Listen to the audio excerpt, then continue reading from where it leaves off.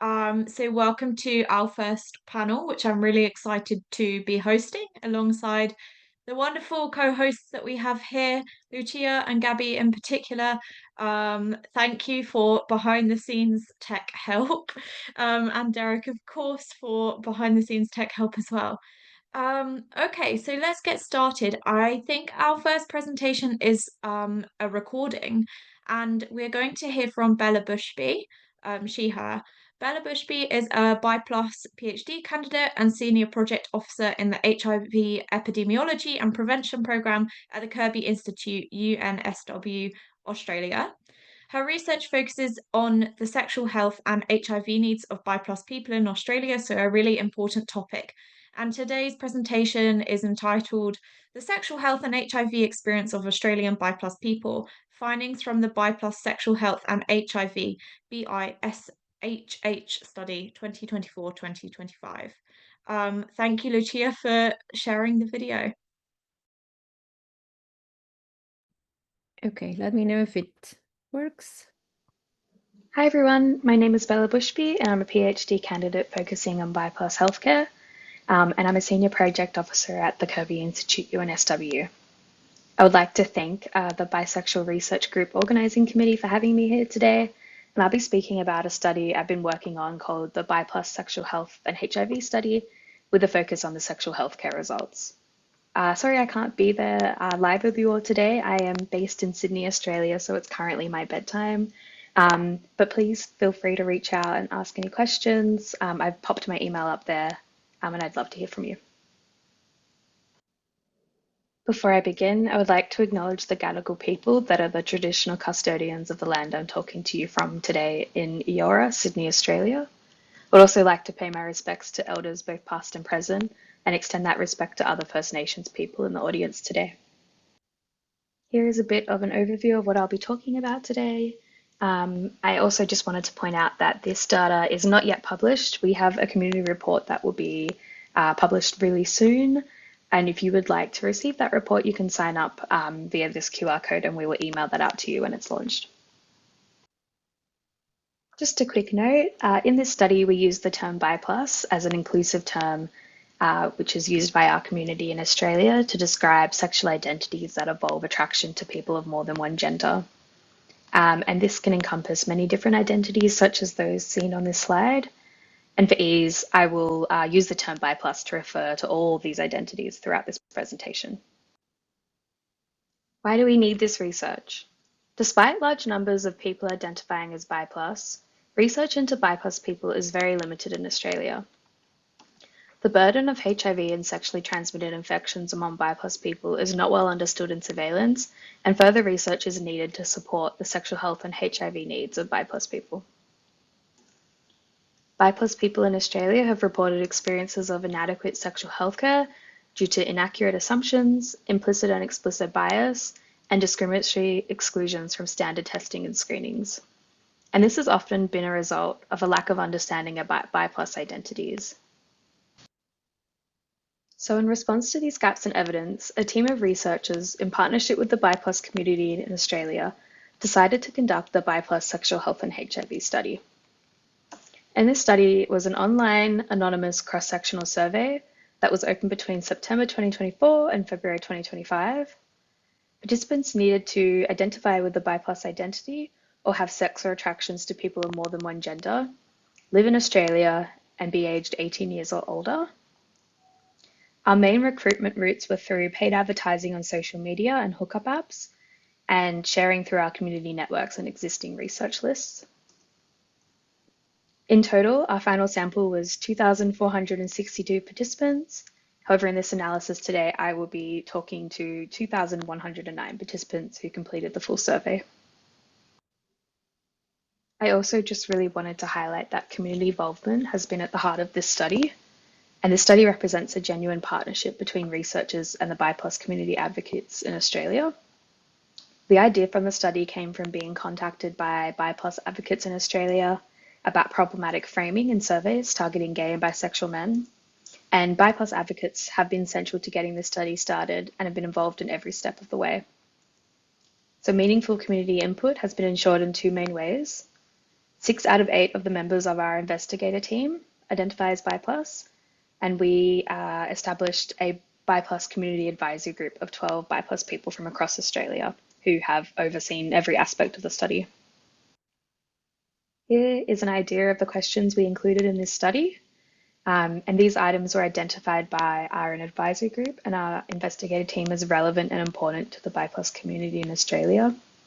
And you can see from this list that we asked a lot of different questions in this study. It was quite a big study. So today I'll just be focusing on the sexual healthcare and some of the HIV related healthcare questions we asked, and I'll just quickly touch on some of the demographics as well.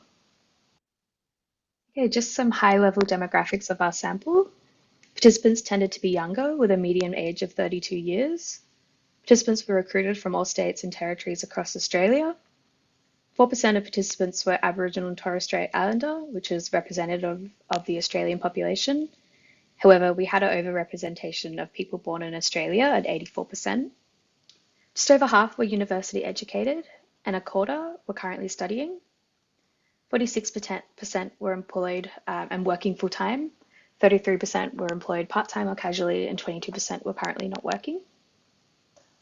42% identified as woman or female, 30% were male or man, and 27% were non-binary or gender diverse. 1.8% of our sample reported a variation of sex characteristics. And then for analysis, we combined participants' sex at birth and current gender identity to form these gender categories. We did this to meaningfully explore how life experiences of sexual healthcare may differ between cis and trans people, and recognize that these groups may not reflect the complex identities and lived realities of our participants. Just to note, the non-binary gender diverse category encompassed a range of identities, including gender fluid, genderqueer, gender non-conforming, and that this category also includes participants who were recorded as male or female at birth. And I'll be using these categories to talk to the rest of the data in this presentation. So sexual identity. Since sexual identity is the core concept underlying BiSHH, a detailed and respectful exploration of the participants' sexual identities was needed. So we asked participants about sexual identities in 2 ways. First, we asked them to select as many identities as applied to them. And then second, we asked them to choose one identity with they identified with most, or if they could select one that represented them. And they were also given the option to allow for no multiple identities are equally important to me. So 44% chose one identity, and then 56% chose more than one. And the graph here shows the results when we asked participants to indicate one identity. And you can see that the big 3 were as expected. 44% identified as bi, 24% identified as queer, and 12% identified as pan. 8% indicated they had multiple identities that were equally important, and 5% had a monosexual identity, so either gay, lesbian, or straight. 1% were asexual, and 6% had other various Bi+ identities. So before I jump into the sexual healthcare experiences, I just think it's important to start with the different types of partners we asked participants about. And we broke partner types into 3 different categories, and this was based on feedback from the community advisory group, who suggested that we ask firstly about ongoing committed partners. So these were relationships that are continuing and involve explicit definitions of commitment. And these include husband, wife, spouse, boyfriend, girlfriend. Then we asked about ongoing casual partners, and these are connections that are continuing but in a more casual, undefined arrangement. These include lovers, fuck buddies, friends with benefits, booty calls, situationships. And then lastly, we asked about random hookup partners, and these are connections that were not anticipated or expected to be repeated or ongoing. And these include sort of your hookups, one night stand, one nighter, rando, and fling. And so this graph here gives us a bit of a summary of how common these types of relationships were amongst our participants. The majority had ever had an ongoing committed relationship, an ongoing casual relationship, and had a random hookup. 59% were in a current ongoing committed relationship, and 9% of those were in a relationship with more than one person, such as a poly arrangement, and 50% were in a relationship with just one person. In the last 12 months, 37% had had an ongoing casual partner, and in the last 12 months, 34% had had a random hookup partner. When it came to sexual practices with each different partner types, we asked a big list of different sexual practices in the survey, but due to time, I've just put a few here to note. And I guess something I just wanted to point out that was quite interesting was when we look at condomless sex, penis and vagina front hole sex was more common with ongoing committed partners and less common with random hookup partners. But when we looked at condomless anal sex, that was less common with committed ongoing partners and more common with random hookup partners. So when it came to sexual healthcare, 89% of participants had ever accessed a sexual health service in Australia. This was slightly lower among cis men at 80% compared to other groups. The most common services people attended were their general practitioners, followed by sexual health centres, and cis men were less likely to seek sexual health from a GP, and cis women were less likely than other groups to go to a sexual health centre. Only half of participants felt comfortable talking about sexual health with healthcare professionals, and this was highest among trans women and lowest among cis men. And only 16% had been provided with information specifically relevant for BiPOC people at a service, and this was lowest among cis women and non-binary people compared to other groups. So in terms of sexually transmitted infections, 81% of participants had ever tested for an STI, and this was highest among cis women compared to other groups. 51% had tested for an STI in the last 12 months, and this was highest among trans women. 36% had ever been diagnosed with an STI, and 8% had been diagnosed with an STI in the last 12 months. So when we looked at testing for HIV, we found that 71% of all participants had ever tested for HIV. This was highest among trans women and cis men.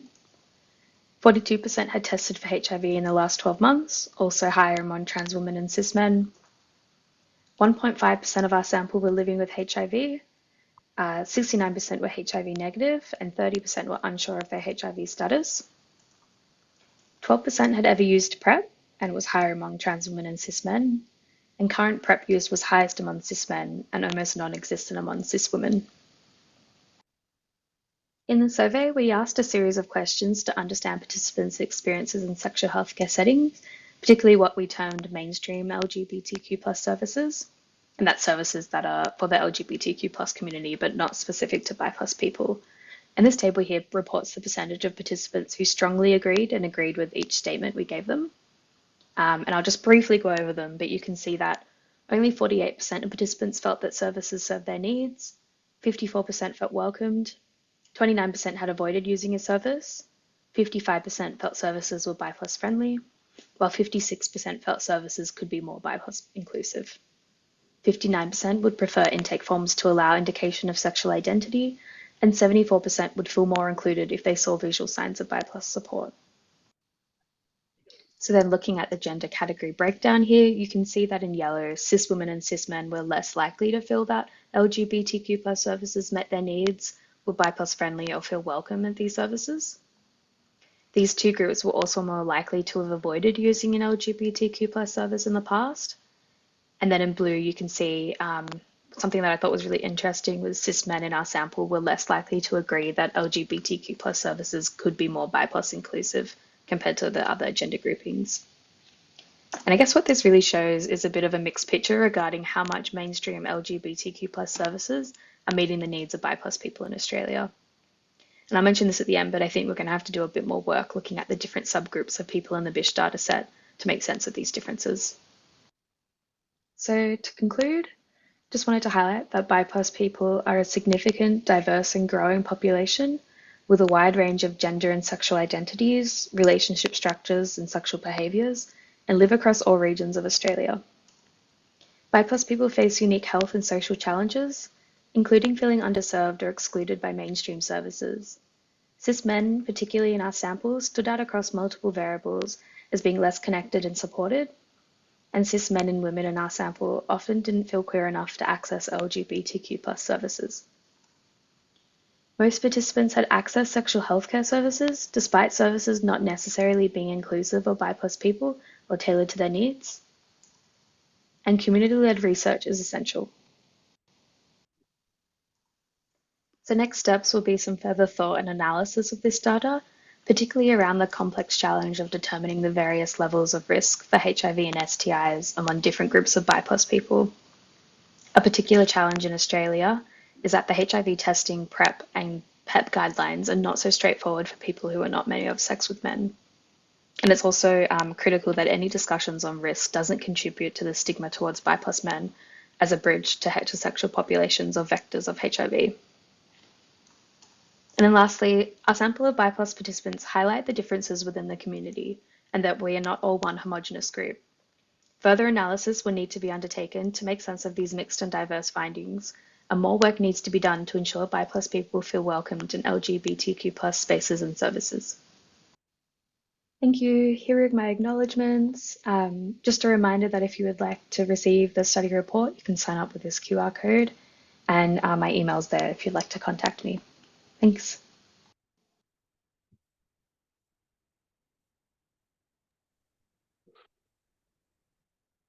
What an amazing way to kick off the day in such an important topic that I actually don't think we have spoken about before at any of our conferences. So it's really great to have Bella highlighting the importance of this topic and what a huge number of participants there were in that sample. I want to, in the interest of time, move on to our second presentation for this panel. With the caveat that, of course, a lot of these topics are very sensitive.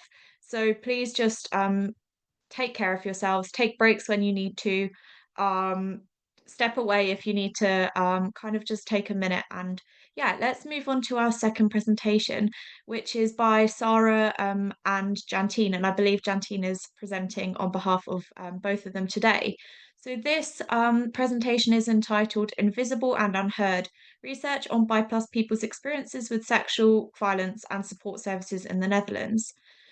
Sara is project lead community at Bi Nederland, working to strengthen Bi communities in the Netherlands. Their focus includes the intersection of sexual orientation and sexual violence. And besides that, they enjoy cooking, gardening, and reading fiction. Jantine is co-founder of Bi Nederland and served as its strategic advisor until the summer of 2024. She currently acts as the research director for the European project Bi Equal on behalf of Bi Nederland, and she co-authored the exploration. Over to you, Jantine. Yes, thank you for the opportunity to present here. I will share my screen.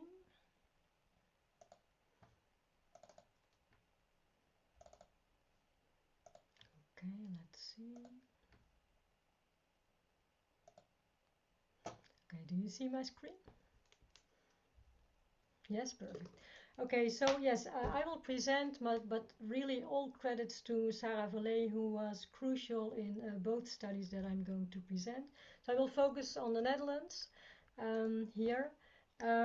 So what we knew about that about violence, that it's well, we have really an impartial image about violence against LGBTQI+ people. We often think, when we think about violence, about gay men, about trans women who experience violence in mainly public contexts. But based on population studies, we actually know that in the Netherlands, of all LGBTQI+ people, it's BI+ women who are most likely to experience violence. And this is mostly sexual violence and sexual harassment that they experience.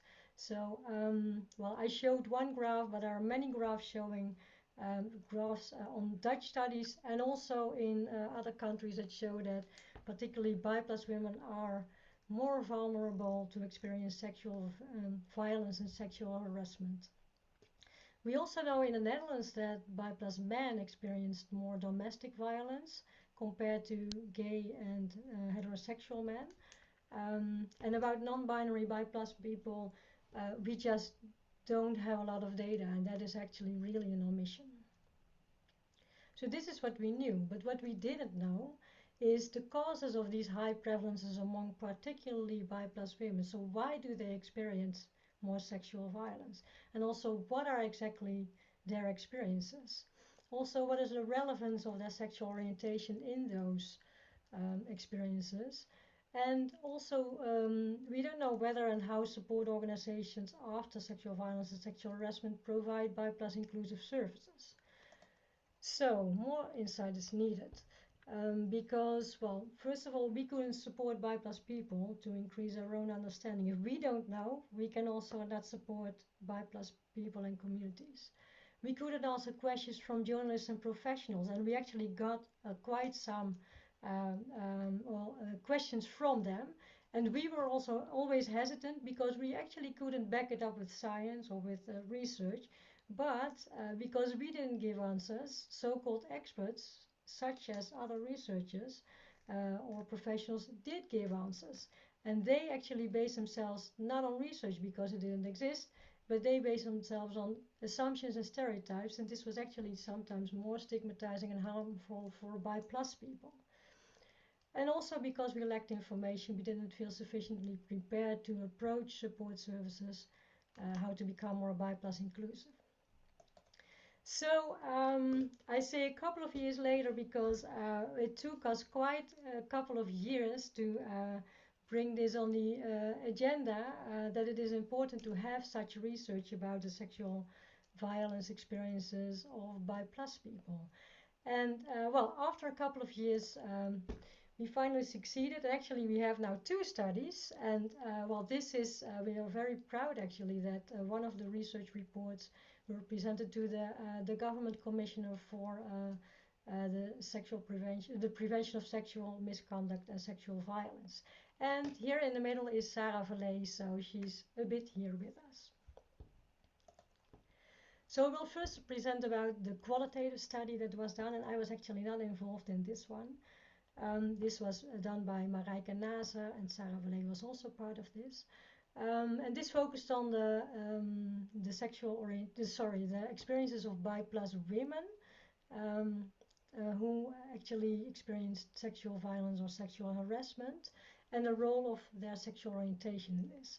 So it was conducted via a literature study and also interviews and written narratives of BI+ women, 19, and it was quite a diverse group, but less really young women and really older women. So the title is saying a lot, like having no boundaries. And as actually the study was in Dutch, also the report was in Dutch, but there is an English summary available. I will also provide this link in the last slide. So the main conclusion was that BI+ women are more vulnerable to sexual violence and sexual harassment due to triple marginalization and minority stress. Because first of all, sexism, being a woman. Second, the heterosexual norm, not being heterosexual. And third, and this is particular for BI+ women, the monosexual norm. They are not heterosexual, gay, or lesbian. And these 3 sexism, xisms, they also intersect with each other. So it led to the situation that it was more difficult for BI+ women to have their sexual orientation being taken seriously by themselves and by other people. They also suffered from, on the one hand, being invisible and also in between worlds, straight worlds, LGBTQI+ world, but also being hypersexualized and being very visible on the other hand. And in addition, they also lacked recognition of their vulnerable position of BI+ people, or being BI+. So the possible consequences related to sexual violence and sexual harassment is that they actually experience a lack of safety, lower well-being, and reduced self-confidence. And this affects actually their resilience, and that makes BI+ women more vulnerable to experiencing sexual violence or harassment, because it's more difficult to feel your boundaries and to express your boundaries and to respond. The second consequence focused more on the perpetrators. When perpetrators have stereotypes and prejudices against BI+ people and women, it can lead to specific forms of sexual violence and harassment. Particularly there were experiences like that they felt being forced or were forced to prove to be bi plus by having sex with someone. These were horrible fragments and quotes to read. And also, there was also boundary crossing behavior from perpetrators who assumed that bi plus women are always willing to have sex with anyone, anywhere. So this was from the perpetrator's perspective. And then for bi plus women, again, a consequence was that they were always alert, more anxious, and they were self-adjusting, daring to be less intimate with someone of the same gender as a perpetrator, feeling less freely to express themselves the way they would like, doubting their own authenticity and even their own sexual orientation. It was also an outcome that they really had more difficulties in asking and receiving adequate support. And well, this had several reasons. Sometimes they lacked necessary confidence or energy due to their marginalization and minority stress to actually ask for or look for adequate support. Sometimes they were also doubting whether they are worth the help, and this is really internalized victim blaming. Sometimes other ones, people were actually afraid or weren't sure whether, in case they would look for support, whether those caregivers would actually accept and understand their bi plus orientation and their experiences.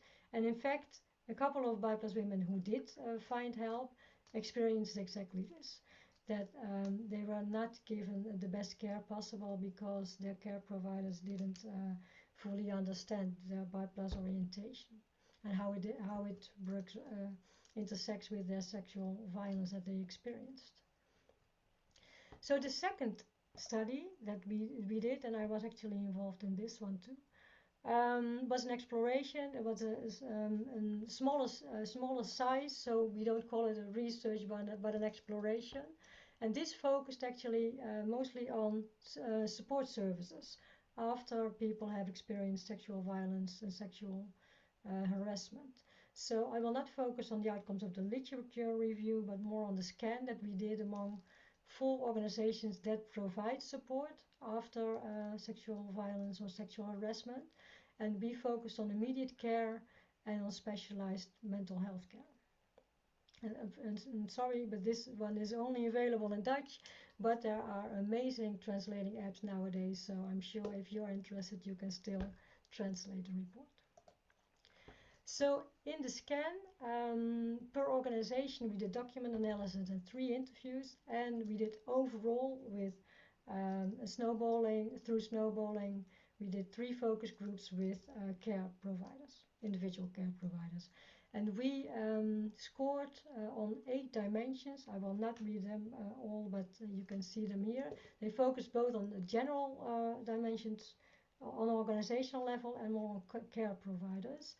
And we scored whether there were indications of harmful behavior or insufficiently being bi plus inclusive, whether they were moderately bi plus inclusive or whether they were bi plus inclusive. And sometimes it was an interesting mix of the 3. But I will give here the overall outcomes. And that's actually that bi plus people were really invisible and there was a lack of awareness how to provide bi plus inclusive services. Also an important outcome was that it's actually really difficult to find only 4 organizations who were willing to collaborate with us about whether their services were bi plus inclusive, because some just responded, well, it's not on our radar, so then it's a bit inconvenient to participate in such a study. But we did find 4 organizations, and well, it was clear that bi plus employees and clients were generally invisible, unlike, for example, gay and lesbian employees and clients. There was also the impression that most policymakers, managers and care providers lacked the awareness of the relevance of sexual orientation in experiencing sexual violence and sexual harassment. So in fact, a person's bi+ orientation could actually go unnoticed or be overlooked. And they were kind of shocked sometimes in the interviews to realize this, but they actually admitted that this could really happen. And there were also some strong indications that most care providers don't know how to provide bi+ inclusive care. And this is not their fault of the individual caregivers. It's actually a bigger picture because this is certainly it was a certain organizational blind spot. So since, for example, there was no bi+ inclusive norm setting, and the cultural was generally assumed to be to assume heterosexuality and homosexuality. So some organizations did pay attention to homosexuality or transgender people, but not to bi+. There are also no or few clear signals which indicated that services are bi+ inclusive, and that was what Bella actually also told about Australia. So, and it can contribute to stigma and it can discourage people to be open.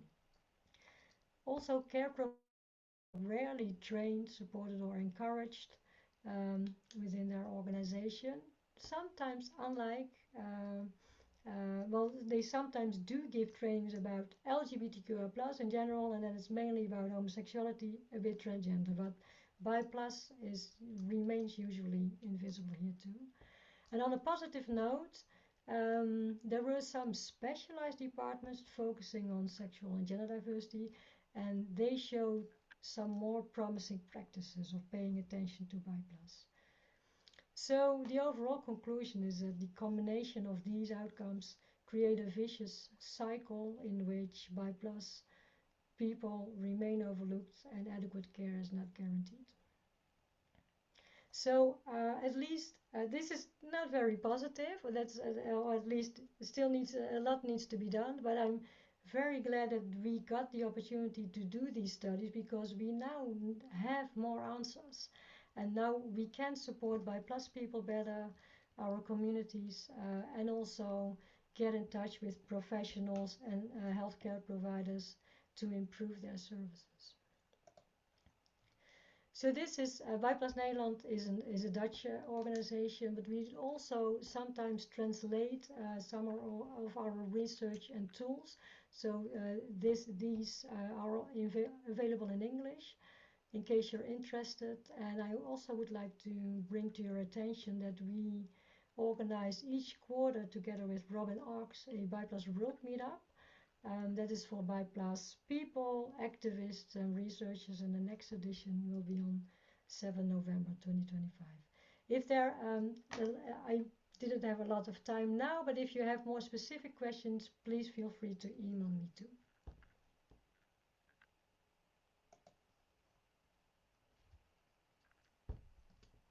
Thank you so much. That was such an amazing presentation, and I think it's so great that we have the 7th of November to look forward to, and I hope to see you at the Bi+ World Meetup then. And I'm sure people in the audience are excited to find out that we have more events to look forward to in November. And as Lucia said, we have Bi Visibility Day in September. We're continuing to be visible and to come together in October, and we're continuing that in November as well. If people want to put questions in the chat, I would encourage them to do so. And we can do them at the end of this session, if that's okay with you. But thank you so much for that presentation. I want to move on to our final talk for this panel, called I Can't Be Myself If I'm a Mother, a thematic analysis of bisexual women's experiences of being child-free. I believe this is a pre-recorded presentation, and the lovely Gabby is going to share this for us. This presentation is by Petra and Hannah. Petra is a third-year PhD student in psychology, and her dissertation focuses on child-free adults using both qualitative and quantitative methods. She explores the lived experiences of child-free men and women across different age groups, as well as OBGYN's attitudes towards the growing number of child-free women and their contraceptive preferences, including sterilization. She also examines personality traits and life satisfaction among child-free individuals compared to other parental status groups, as well as public attitudes towards child-free persons. While her primary research interest lies in child-free individuals, she's also engaged with related topics such as the postponement of parenthood, parenthood regret, parental burnout, and broader questions of reproductive autonomy. Furthermore, she's particularly interested in psychological dimensions of gynecological issues, including infertility, abortion, pregnancy losses, assisted reproduction, endometriosis, and PCOS. Although her research has not specifically been limited by sexual orientation, she also works with a large number of non-heterosexual participants, especially bisexual, pansexual, and asexual individuals. Their perspectives have highlighted the need for more focused attention on how sexual orientation shapes experiences with parenting, postponement of parenting, and the choice to remain child-free. And as someone who did a PhD about bisexual plus mothers, I'm particularly interested in this presentation. Over to you, Gabby, to share. Thank you. Yeah. Hello, everyone. I hope you have a great day and you've had a wonderful experience at the conference so far. I'm so sorry I couldn't be there presenting in real time, and I'm deeply grateful to organizers for allowing me to present my research this way. My name is Petra Coufalova. I come from the Department of Psychology at Faculty of Arts, Masaryk University, Brno, in the Czech Republic, and today I will be talking about the research that comes from my dissertation. My dissertation project focuses on the experience of being child-free on child-free individuals. It covers this very broad topic from different perspectives, both qualitative and quantitative, and today I will be focusing on the lived experience of child-free women. Here we worked with different subsamples of women who were still in their reproductive years and what were their experiences. Women who were beyond their reproductive years, being over 50, 60 or more years old. Women who underwent sterilization as a contraceptive method, women who are diagnosed with borderline personality disorder, which is something that we are covering more at this moment. And also we focused on the experience of bisexual women, and we wanted to see those specific nuances that we can find here or in each sample. Before we get to the results, allow me just for a few words of a very broad introduction. We are dealing with a rising number of child-free individuals globally, therefore it is important to cover the topic of child-free individuals and to pay attention to it. Of course, there might be a question whether it's actually a voluntary decision or whether it's not influenced more by circumstances like unavailable housing or the current political climate or different external factors, which is a very important conversation or are very important conversations to have, but it's not what we will be covering here today. We are also dealing with persistent cultural associations between womanhood and motherhood, which is very common in the Czech context, where Czech Republic is situated in Central Europe. And the topic of being child-free is often stigmatized in the Czech context, so is bisexuality. And both of these are also deeply underexplored in our context. There is obviously a research that focuses on the child-free experience, particularly the woman's child-free experience, and research that focuses on bisexuality. But there is almost no or very little research at the intersection, which is something that I wanted to cover in my research and lay foundation for future research direction in this area. The research aim, therefore, was to explore motivations, challenges, and identity processes of child-free women in the Czech Republic, and within this specific subsample, we wanted to include specific attention to how bisexual women construct and narrate their child-free identity. We conducted semi-structured interviews with child-free Czech women who self-identify as bisexual, and we analyzed those interviews using reflexive thematic analysis. There were 11 participants in our sample, aged from 24 to 41 years old. 7 of them were in long-term relationships, 4 of them were single. 10 participants have only ever been in relationships with men, meaning long-term and short-term relationships as well. And one participant at the time of the interview was in a polyamorous relationship, and she was also the only participant who has had an experience in being in a relationship with a woman. Here you can see the main results. In more detail, I will be covering the theme bisexuality makes other paths available, which was the most significant theme where bisexuality intersected with being child-free. If you are interested in more details and wanted to know more about the other topics, I will be more than happy to share it with you, to discuss it with you, or answer your questions. There will be an email where you can contact me, so feel free to reach out. I'll be happy to answer any questions you might have, or hold discussions about it. Back to this topic, bisexuality makes other paths visible. We have to start with the way the participants actually talked about their bisexual identity, because they often introduce their bisexuality quite cautiously, saying things like, I don't want to label myself as bisexual, but if I had to, I would say I'm bisexual.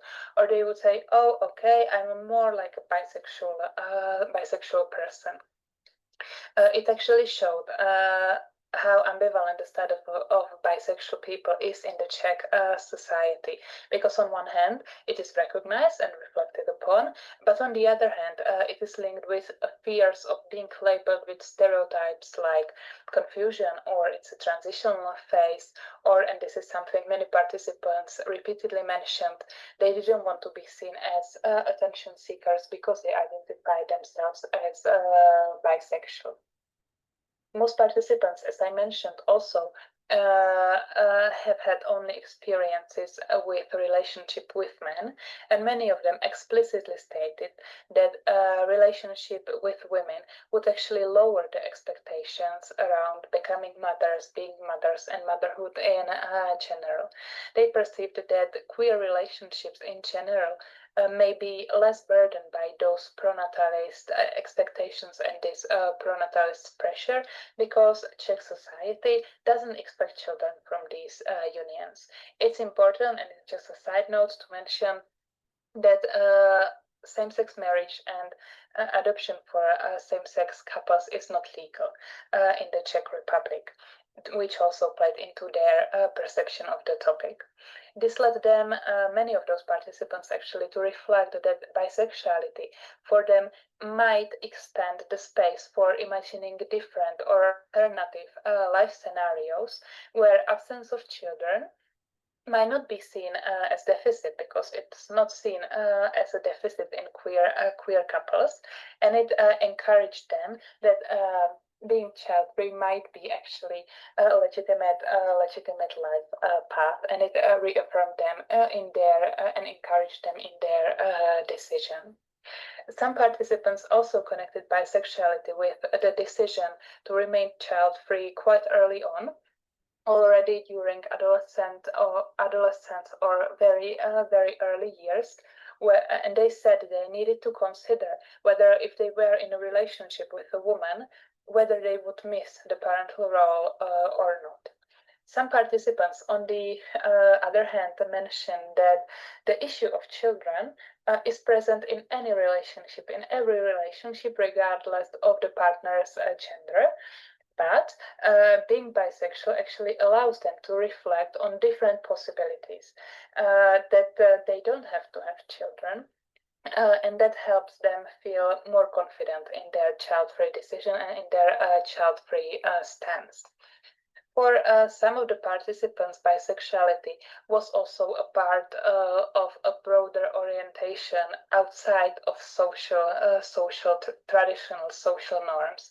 They were either more open to alternative relationship configurations like polyamory, or different non-traditional relationships, but it was also very closely tied to rejecting the script of monogamy, marriage, and children, and they felt confident in this stand.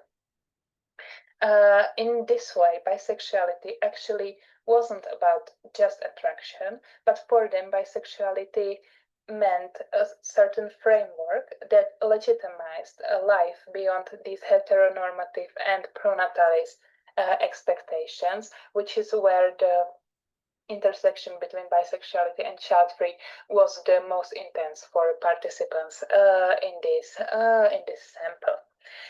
Importantly, it's also important to mention that several participants found that child-freeness was actually much more stigmatized than bisexuality. And as I mentioned before, they felt some stigma around bisexuality as well, but felt much more stigma around child-freeness. It was mostly caused, or they felt most pressured by their families, not the society as a general, but their families, who felt quite unsettled about the fact that they wouldn't have grandchildren or they wouldn't have nieces or nephews, and they were much less unsettled by the bisexual identity of these participants, which actually showed how powerful these maternal norms still remain in the Czech society.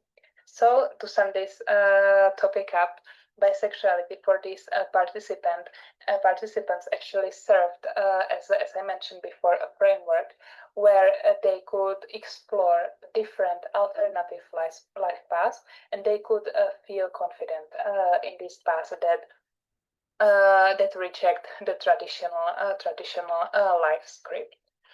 The research is obviously, while it brings very unique data connected with many limits, it's obviously limited by geographic and cultural scope. There were mostly highly educated participants. We are lacking longitudinal data. The participants have only had experiences, except for the one with men, so we don't know anything about the experience of females being in a relationship with other women, and all of these participants felt confident in their child-free and bisexual identity. Though they expressed some concerns about stigma, they felt inner confidence in both of these identities. Future research should therefore focus on further exploration of queer child-free experiences. What would be beneficial are longitudinal perspectives, and also focusing on different relational configurations or child-free couples or polyamory relationships to bring those aspects to the research as well. And obviously cross-cultural comparisons would be very welcomed and beneficial. To conclude my talk, these women, for these women, being child-free was not about absence of something, but it was a very deliberate and meaningful choice or orientation to life. And bisexuality actually helped them imagine life beyond these traditional marriage and having children scripts and models. So these participants actually resisted both pronatalism and heteronormativity, and they wanted to create authentic lives on their own terms, which is where the intersection that I mentioned repeatedly in my talk was the most evident and most intense. I thank you so much for your attention. Here are references I used in this presentation and funding that funded the research. I thank you so much once again for your attention. If you have any further questions, I would be more than happy to answer them. So thank you once again, and have a great day.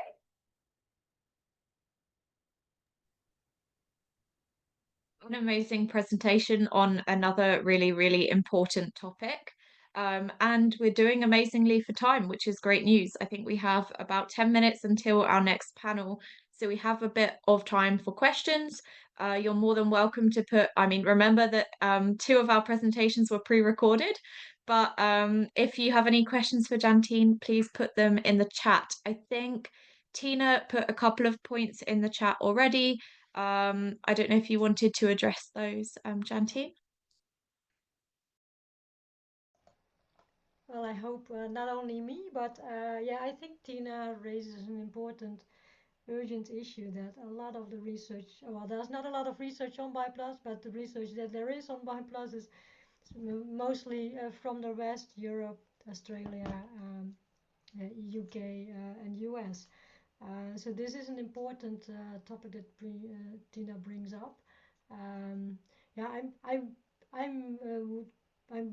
would look forward to see whether we can somehow ensure that maybe we can collaborate together, doing sharing at least our instruments, our ways of doing data collection, surveys, and maybe also collaborating in well, improving data collection and make it more relevant when we do it in the global south. Yeah, I think budget is often an issue, but yeah, let's talk about it, and let's get things moving. I would like to hear Tina. I don't know, is it allowed that participants also?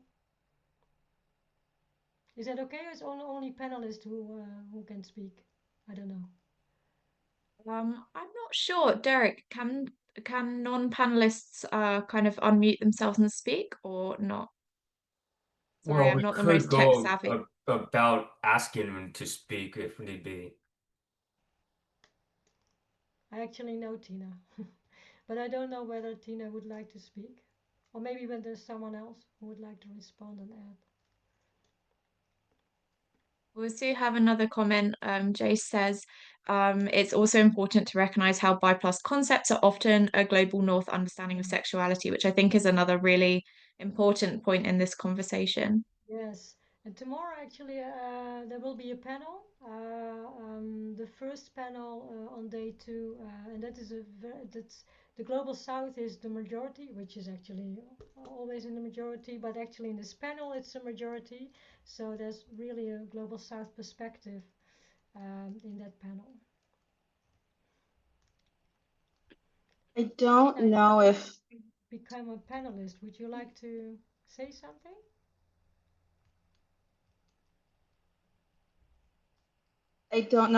like, can you hear me? I don't we understand can. how. Yes. Okay.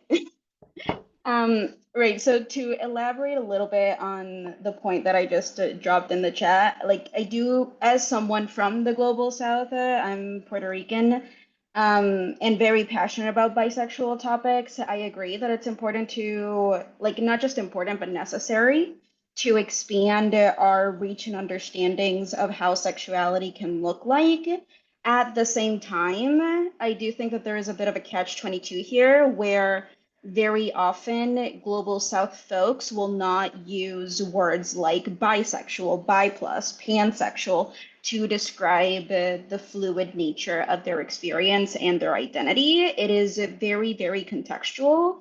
So I find that like it's a tricky tightrope to walk, but still important to acknowledge that bi plus, bi concepts, the questions that we raise around what like around bisexuality have originated from a very global north lens, and therefore many of the answers come from the global north, and that's just the nature of creating this kind of knowledge.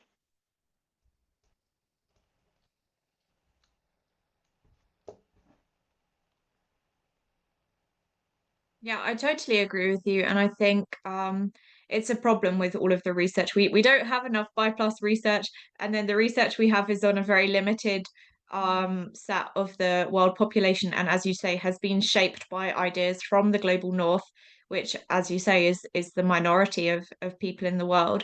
And that limits our understanding of lived experiences, to use the title of this panel. I think we said BI+ lives. And it doesn't necessarily reflect how people make meaning of their identities or the language that they might use to make meaning. Does anyone else have? Oh, Aurelio says in the chat, Tina, we're going to discuss similar things later at the workshop in Italian BI+ activism.